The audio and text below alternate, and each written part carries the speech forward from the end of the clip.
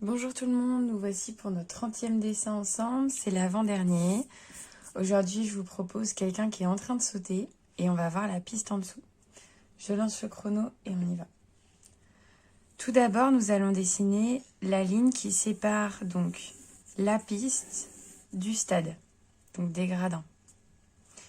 Donc cette partie-là on va lui donner de l'espace. Pourquoi? Parce qu'il faut que ça rentre dans notre composition. Moi, je lui donne un espace qui est quand même assez grand pour après avoir la taille nécessaire pour mon personnage. Je vais tracer une ligne pour le bas de mon personnage. On voit qu'on est quand même assez proche de cette ligne-là, de la ligne qui définit le gradin de la piste. D'ailleurs, je vais peut-être même la faire plus basse. Une fois que j'ai fait ça, je vais faire mon trait donc vertical. On part du plus loin, on le ramène vers nous. Et pour me donner un ordre d'idée, je vais regarder la taille que j'ai mis pour la piste et la taille que j'ai pour mon personnage. Et c'est à peu près la même. Donc, hop, hop. Et je vais pouvoir, voilà, avoir déjà une taille à peu près. Donc, c'est totalement arbitraire parce que cette taille-là n'était pas définie de base. Je veux juste que ces deux tailles-là soient à peu près de la même hauteur. Une fois que j'ai ça, je vois que ces hanches, elles sont déjà en bas. C'est la partie la plus basse. Pour me donner un ordre d'idée sur la largeur, je peux faire donc du bas de son entrejambe jusqu'au genou droit, de son genou droit jusqu'en haut de sa tête. Donc ça veut dire que à la moitié ici, quelque part par là, je vais avoir son genou droit. Et là, je vais avoir le sommet de son crâne. Une fois que j'ai ça, je peux remarquer que la hauteur de mes hanches sont égales à la taille de ses côtes qui sont égales à peu près à la taille de sa tête. Donc ça veut dire que si je divise en 3 ma verticale de base, donc ma moitié elle est plus par là d'ailleurs, je suis censée avoir le bassin qui vient ici. Pour vous donner un ordre d'idée, la hauteur du bassin, c'est 2 fois la largeur. Donc, hop, je prends la hauteur et je mets la largeur. Donc, il y avait un côté qui était bon, pas l'autre. Je gomme les traits qui ne me servent pas. Et une fois que tout ça est dessiné, je vais pouvoir laisser un espace donc pour les côtes. On voit que les côtes sont quand même plus fines. Elle va légèrement s'étirer un peu plus sur le côté gauche.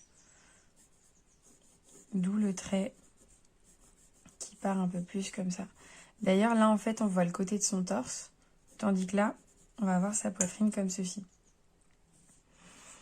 Ici, on va avoir le genou. Donc, le genou, on voit qu'il est légèrement décalé par rapport aux côtes. Et je vais pouvoir placer... Alors, la base, donc, au niveau de l'entrejambe, là. La cuisse est large. Et après, le genou, lui, s'affine. Et là, on va avoir le raccourci à fond. Donc, on va placer le pied d'abord. Le pied en hauteur, il arrive à peu près là, le talon. Il va passer devant le côté donc, de notre cuisse.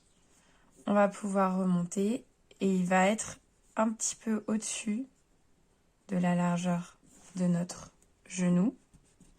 Par contre, on voit qu'il y a un vide ici et ici. Donc, il faut que mon pied il soit bien décalé sur le côté droit. Et après, j'aurai plus qu'à tracer le mollet. Et vous pouvez vous rendre compte que le mollet, on l'a quand raccourci. C'est tout petit. D'ailleurs, c'est peut-être même un peu plus haut. Donc, prenez bien votre temps pour ces parties-là. C'est pas les plus faciles.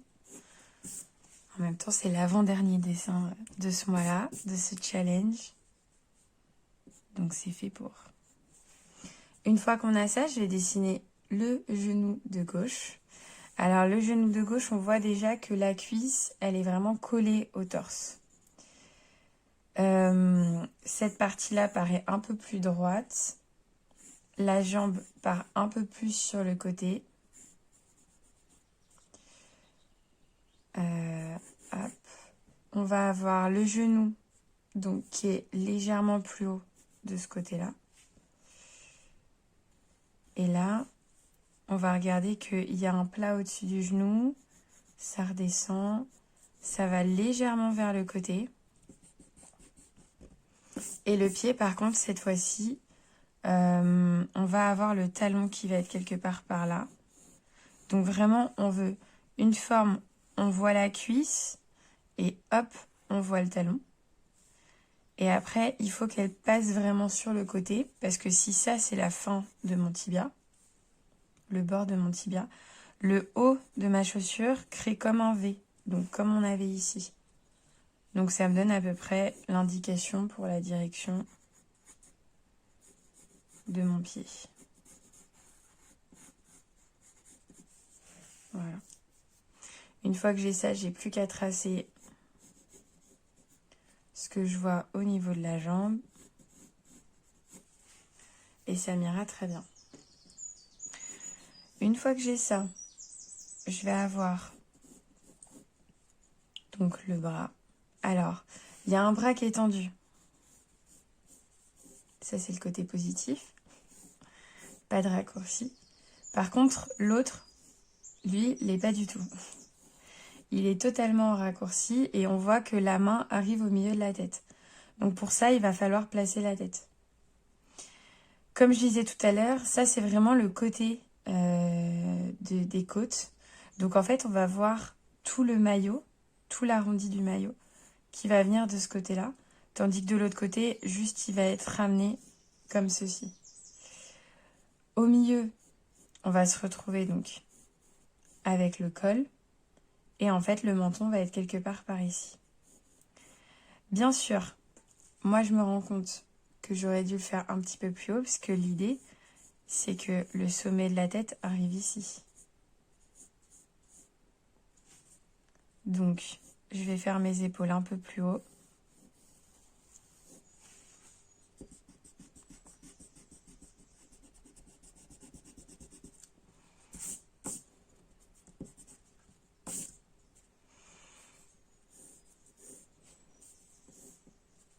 Celle-là paraît plus basse. Donc effectivement, je ne devais pas être très loin par rapport à mon premier. Ça n'a pas changé. Il y a toujours le rond qui est ici. Là, je vais avoir le visage. Le menton est peut-être un peu plus côté gauche.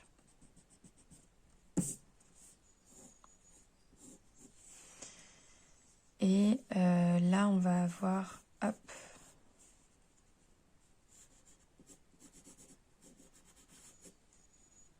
Le bras.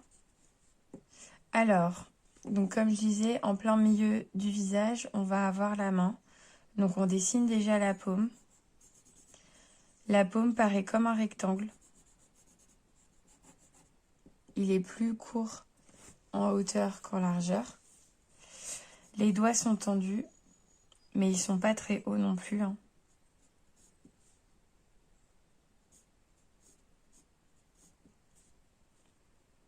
Et le pouce paraît comme ceci.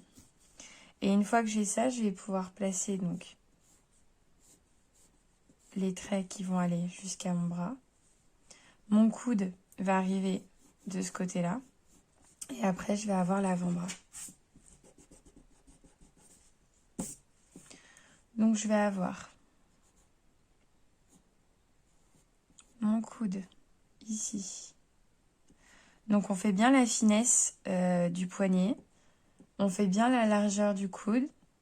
Là, on va avoir des ombres. Et après, on voit le bras qui est tendu et qui va aller rejoindre en fait notre épaule. Une fois qu'on a ça, on vérifie bien qu'on a bien le contour du maillot. Et là, on voit même l'ombre de l'aisselle. Ici, on a le maillot, donc c'est bon. Ça, hop.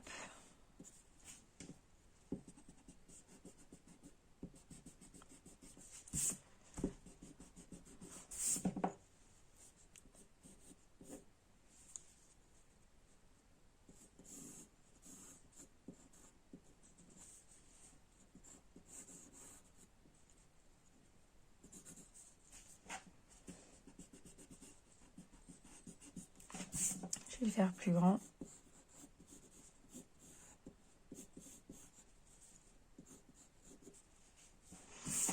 Et bien sûr, le bras. Alors, le bras est totalement tendu et nous, on n'a rien de très tendu sur ce corps vu qu'il est totalement plié. Pour se donner un ordre d'idée, le haut du bras est égal à la largeur de la chaussure à la cuisse. Tac. Voilà, en comprenant l'épaule. Je vais avoir mon coude ici. Donc le bras, on va avoir les muscles.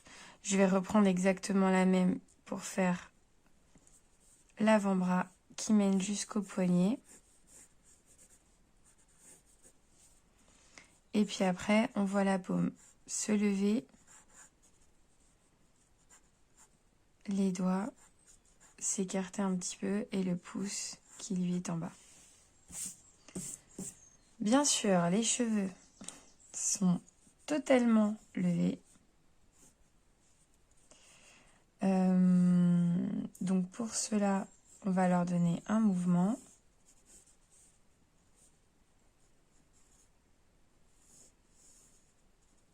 Donc cherchez à faire vraiment des mèches, des grandes mèches.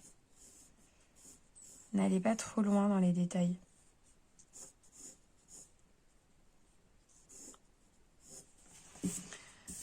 Une fois qu'on a tout ça qui est fait, n'oubliez pas qu'en dessous on a la piste.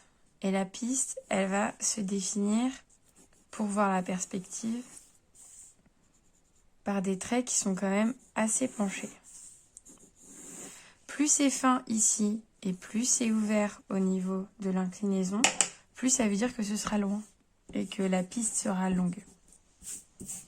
Donc faites pas un truc qui est trop large à la base. Une fois qu'on a ça en bas de notre dessin, on va pouvoir faire les lignes, les cônes. Bien sûr, après on a les traits bleus.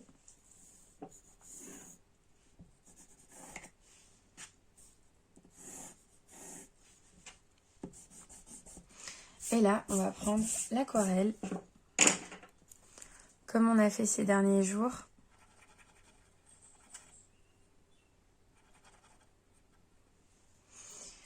Et je vais juste repasser alors au niveau du maillot.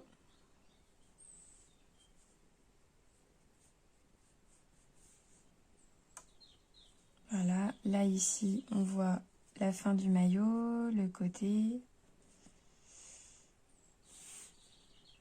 Donc tout est dans l'ombre, hein. Enfin, si vous travaillez les ombres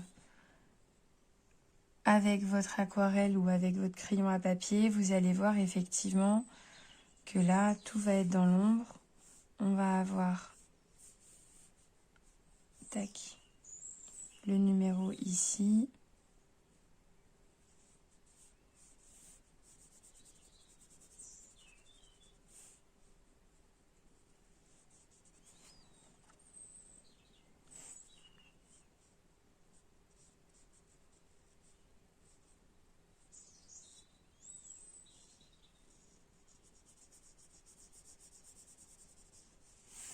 Voilà. Avec un autre bleu, vous pouvez à tout moment en revenir par-dessus, refaire du foncé, ou en tout cas en redonner. Une fois qu'on a ça, on va avoir le bas des chaussures. Donc on va avoir les semelles. Vous pouvez toujours revenir faire la forme et la compléter à tout moment. Hop.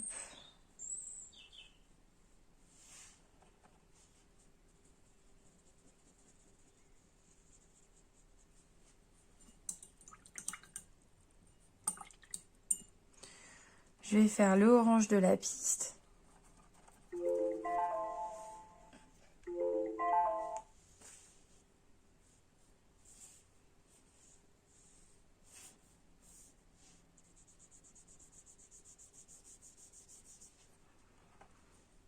Donc prenez bien votre temps. Vous n'êtes pas obligé de tout colorier à chaque fois. Vous pouvez totalement travailler hop, sur le blanc que vous laissez.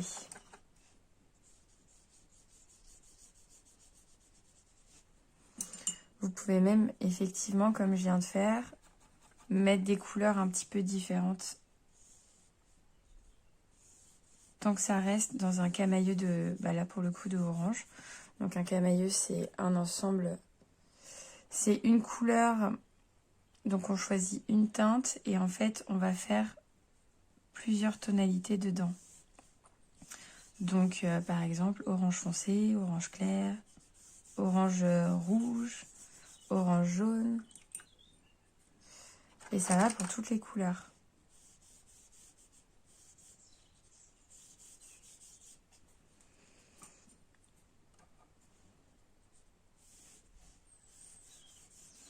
Donc moi, je regarde que le côté gauche. Ça ne me tente pas de regarder les autres côtés. Je vais faire pareil avec le bleu. Donc je vais utiliser le bleu que j'ai utilisé pour le maillot.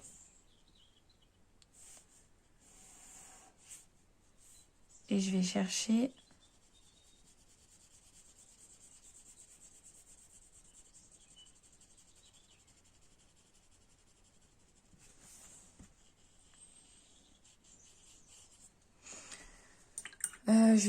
à faire donc que le côté gauche et puis un petit peu moins présent que le orange.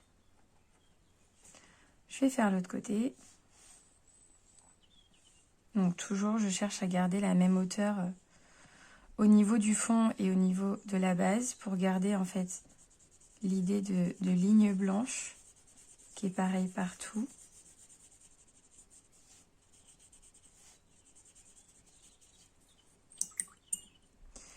Et une fois que j'ai ça, je vais pouvoir travailler sur mes plots.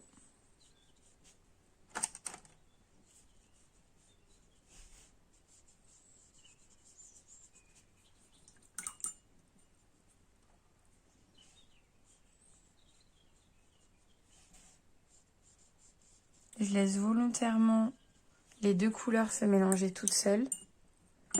Et en fait, elles vont se mélanger. On voit déjà que ça travaille sans que je fasse d'effort.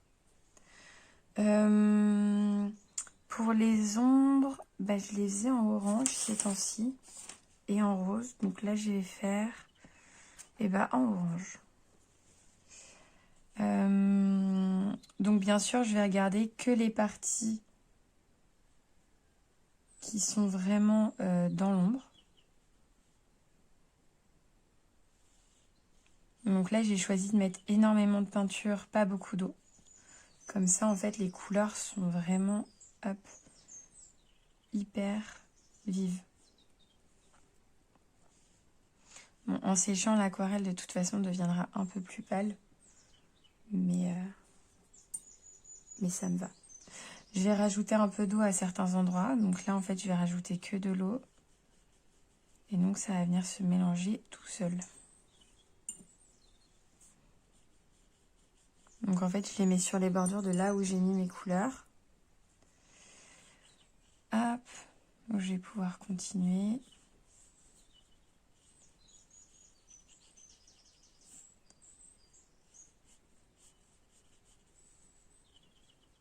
Alors, hop.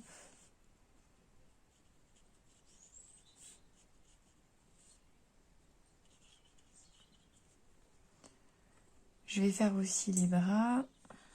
Donc je disais qu'on voyait de l'ombre au niveau des coudes tout à l'heure. On en voit pas mal en bas quand même.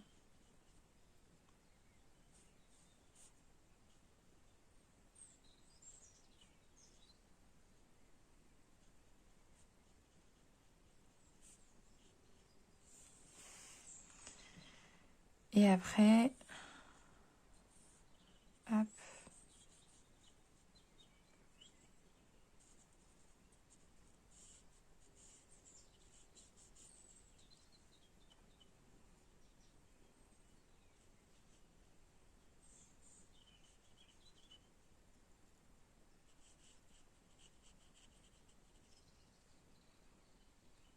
l'intérieur de la main. Et bien sûr, les cheveux. Les cheveux, je vais changer de couleur. Je vais faire une couleur un petit peu plus rouge.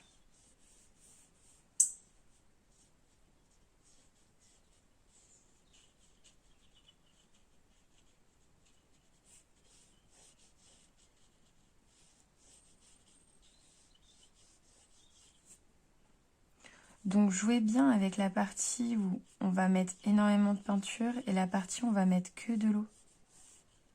Ça peut vraiment donner un aspect très différent de travailler avec ça.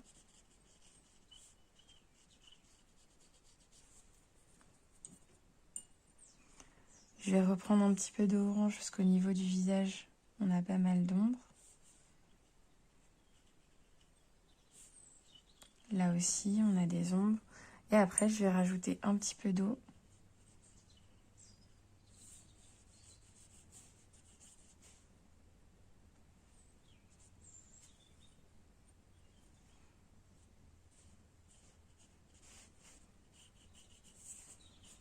Hop. Et ça nous ira très bien. Je vous dis à demain pour le dernier dessin.